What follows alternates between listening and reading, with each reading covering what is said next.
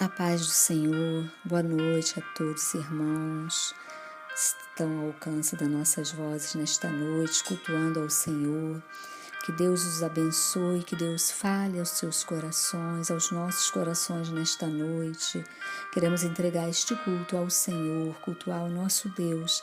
E para começar o nosso culto, eu quero deixar um versículo que encontra-se em Lucas 6, versículo 12, que diz assim: Naqueles dias, Jesus saiu para o monte a fim de orar e passou a noite inteira orando a Deus.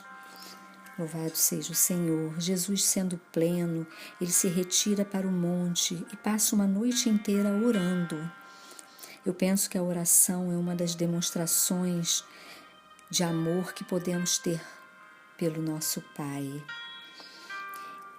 E Jesus nos ensina a ter disciplina em oração. Jesus foi para o monte, pois ele queria estar a sós com o Pai, ficar longe de tudo e de todos naquele momento.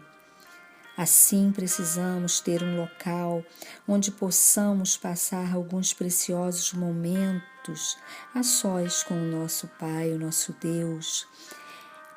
É necessário que busquemos tempo em oração, ter um ambiente propício.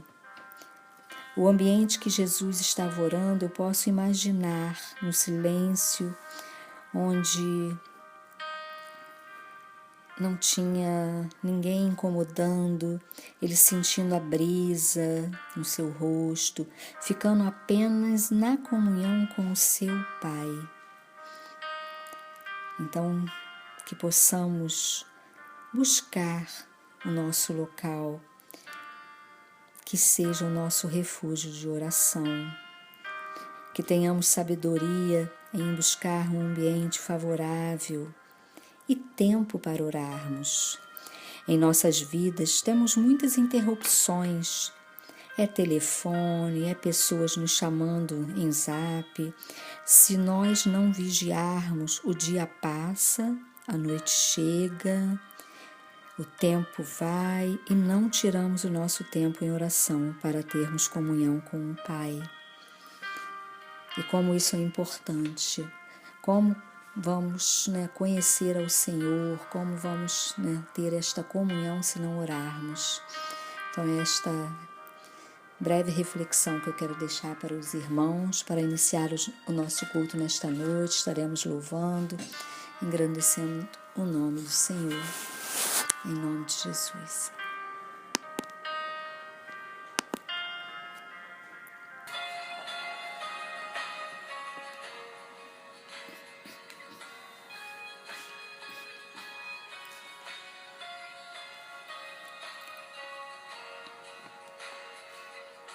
Tu tens sido tão sobre mim.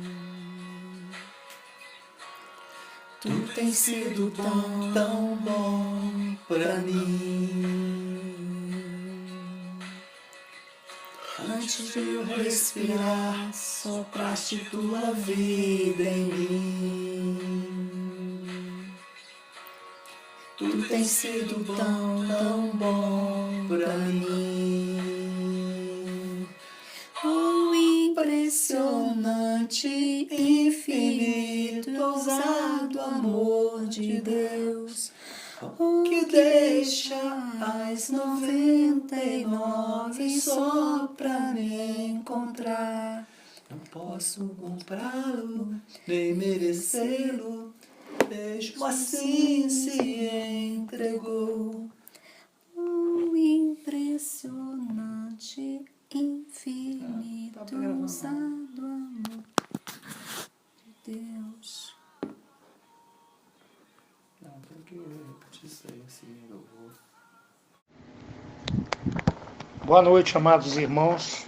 Para mim é um prazer poder compartilhar uma palavra do Senhor nesta noite. O título de hoje que eu escolhi é Atravessando o Rio. O que significa esse termo num contexto atual e até mesmo regional? E essa expressão, como atravessar o Mar Vermelho, atravessar o Jordão, atravessar o Val de Jaboque, ou mesmo atravessar um rio qualquer. Quando Deus ordenou a Moisés que com sua vara tocasse as águas do Mar Vermelho, e com o povo atravessando a imensidão daquele mar, que mais se parecia a um oceano, ele deve ter se assustado quando olhou para aquele mar, sem contar aquela gente que estava com ele. E depois olhar para trás e ver o exército do faraó que se aproximava, o que certamente representaria a morte vindo a cavalo e com sua fúria característica. Tudo isso em contraponto à sua fé. Afinal, que fé poderia ter naquele momento aquela gente, mesmo tendo sido coparticipantes das 10 maravilhas que Deus operara através de seu líder, Moisés e Arão? Quando as maravilhas de Deus para seu povo, que nada mais eram que as pragas do Egito, sobre aqueles que estavam na cidade de Gósen, a capital do império, eles viram estarrecidos que aquelas 10 pragas não haviam atingido o subúrbio da cidade, onde eles estavam. Eles só viram de suas casas, sempre à noite, o seu terror sobre a cidade do faraó. Contudo, quando na Páscoa, no chamado primeiro mês de Abibe, ou seja, o mês de abril para nós, quando o Senhor finalmente os libertou, e mais ainda, havendo sido presenteados pelos egípcios, que lhe deram joias, dinheiro, enquanto saíam daquela cidade em direção ao deserto de Sucote, pertencente à região do Egito, eles nunca imaginariam ver aquela cena, que jamais se apagaria de suas mentes. Apesar de serem mais de 600 mil homens, como nós sabemos, a pé, além de velhos, mulheres, crianças, totalizando cerca de 3 milhões e 500 mil almas, ficaram apavorados quando perceberam que iam morrer ali no deserto. Muitos até blasfemando diante de Moisés. Meus queridos, nestas horas, muitas vezes esquecemos de tudo, de Deus e de seus milagres, e ficamos apavorados só em saber que a morte está à nossa espreita. Todavia, Moisés, Arão, Josué e Calebe, acredito eu, principalmente Moisés, o líder, não se deixou levar pelo terror que o diabo queria impor-lhes.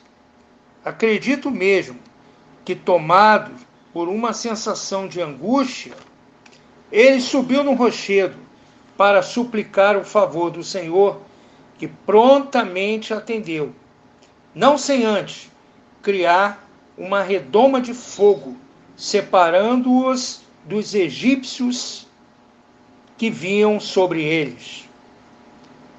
Deus sempre quer mostrar seu poder, mesmo em situações de perigo, para que não venhamos dizer lá na frente que foi o nosso braço que nos libertou. Está lá em Êxodo 14, de 13 a 14, Êxodos 14, 10, do 11 ao 12 e do 20 ao 21. Até que o Senhor, então, manda Moisés que ele toque com o seu cajado, e dessa forma as águas se abriram. Está lá em Êxodo 14, do 21 ao 22. Mais tarde, após 40 anos, peregrinando pelo deserto do Sinai, após terem atravessado o Mar Vermelho, eles tinham diante de si o Rio Jordão. Deuteronômio 3, que fala sobre a passagem do Jordão. Nesse momento, Moisés apenas pôde contemplar, através do Jordão, a terra de Canaã, mas não pôde entrar nela. Quem entrou foi a segunda geração que estava com Josué, porque aquele povo reclamava muito e despertou a ira de Deus. Está lá em Deuteronômio 3:10 e 7, de 14 a 17. Também com Jacó, terceiro patriarca de Israel, está lá em Gênesis 32, 22, quando Jacó passa o val, ou ribeiro, de Jaboque, e luta com um anjo. Depois é que consegue fazer as pazes com Esaú, seu irmão, após muitos anos, em que este alimentara a mágoa de Jacó por ter lhe roubado a sua primogenitura em troca de um prato de lentilhas. Enfim, podemos perceber que em todos os momentos que temos que atravessar um rio, com a fé que nos é dada, o Senhor faz com que o atravessemos em seco. Assim foi na travessia do Mar Vermelho, assim foi na travessia do Jordão, e assim foi na travessia do Val de Jaboque. Trazendo para um contexto atual e regional, como me referi no início da mensagem, quando um grupo de pessoas, que é muito comum essa cena no interior, quando estão conduzindo uma boiada, toda vez que tem que atravessar um rio, eles sabem muito bem dos perigos envolvidos nessa travessia, tanto para si como para os animais. E mesmo com o alto preço que estão dispostos a pagar por suas vidas, a despeito do que possa acontecer, eles não se apavoram, pois estão cientes que precisam atravessá-lo, e numa espécie de fé que está mais para sua determinação e vontade, eles se aventuram naquelas águas. Meus queridos, quando nós falamos em atravessar, significa também dizer que nós temos muitas vezes que atravessar pelos nossos problemas, atravessar as barreiras que nos impedem a chegar do outro lado. Nós temos que vencer esses obstáculos. E no fundo da nossa mente e do nosso coração, alimentarmos uma fé, mas uma fé poderosa, que com certeza nós não olharemos para trás, não olharemos para as pedras no meio do caminho, não olharemos para a profundidade do rio, não olharemos para a sua correnteza, mas olharemos para a nossa determinação, porque fé é determinação também. Assim como o homem do campo tem aquela determinação em atravessar um rio, seja ele grande ou um rio pequeno, para levar sua boiada para o outro lado, para completar a sua missão, nós não podemos esmorecer diante de uma situação de pseudo-perigo. Nós temos que através da nossa fé, conquistarmos aquilo que está do outro lado ao nosso alcance, que hoje, meus queridos, nos lembremos desses fatos que foram narrados através da história bíblica, como desses que eu narrei agora, fatos cotidianos que acontecem em qualquer parte do mundo, comuns a esses homens, que nós estejamos sempre prontos para enfrentar o perigo e que nós prossigamos como aquelas flechas que vão em direção ao alvo.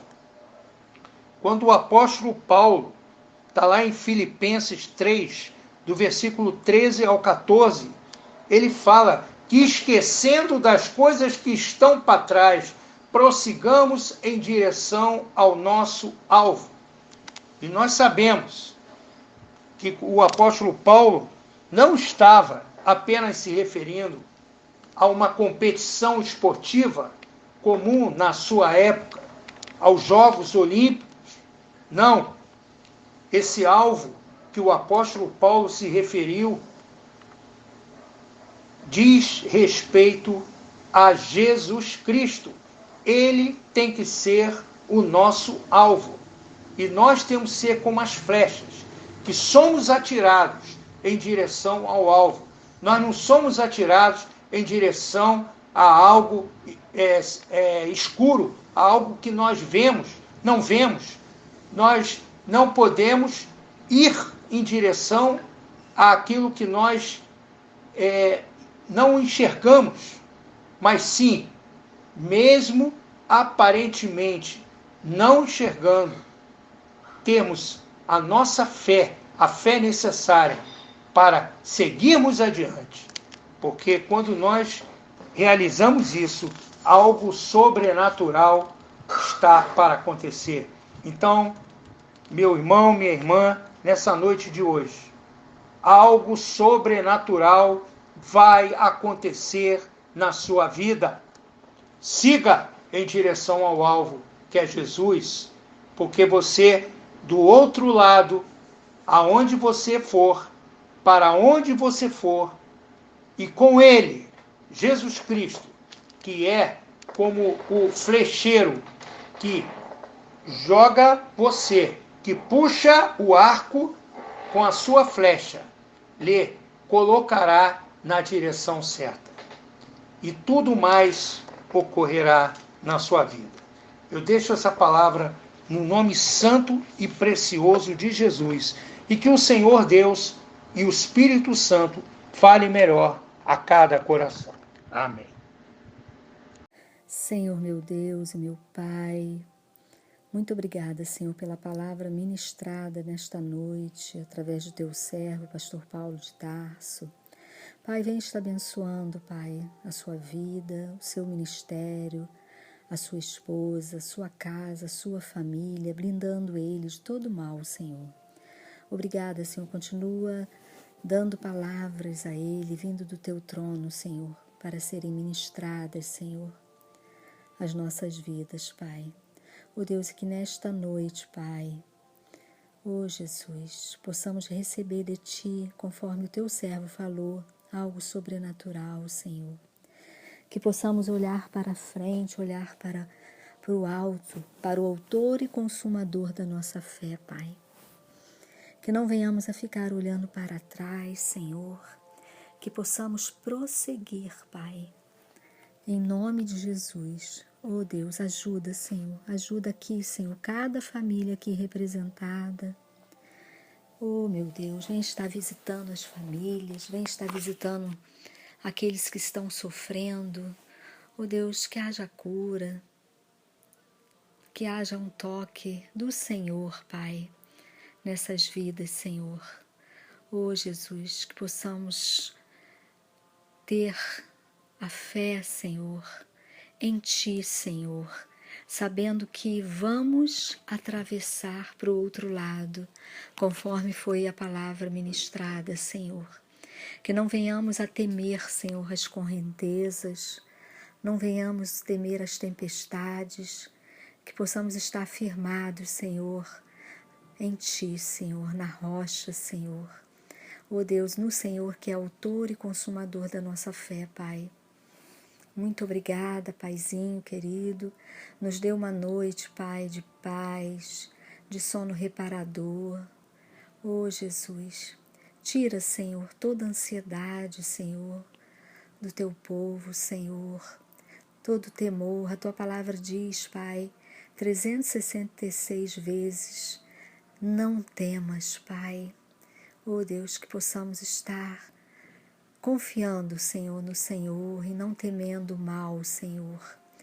Ó Deus, em nome de Jesus, que esta praga que tem assolado, Senhor, nosso planeta, nossa terra, Pai, venha ser jogada por terra em nome de Jesus, Pai.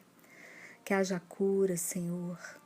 Oh, meu Deus, em nome de Jesus, entregamos tudo ao Senhor, confiando, Senhor, na Tua direção, na Tua soberania, Senhor. Oh, Deus, em nome de Jesus, que vive e reina para sempre. Amém, amém, amém. E que a paz que excede todo entendimento esteja com cada irmão, cada irmã que esteve aqui conosco neste culto em casa, para todo sempre. Amém. Em nome de Jesus. Glória a Deus.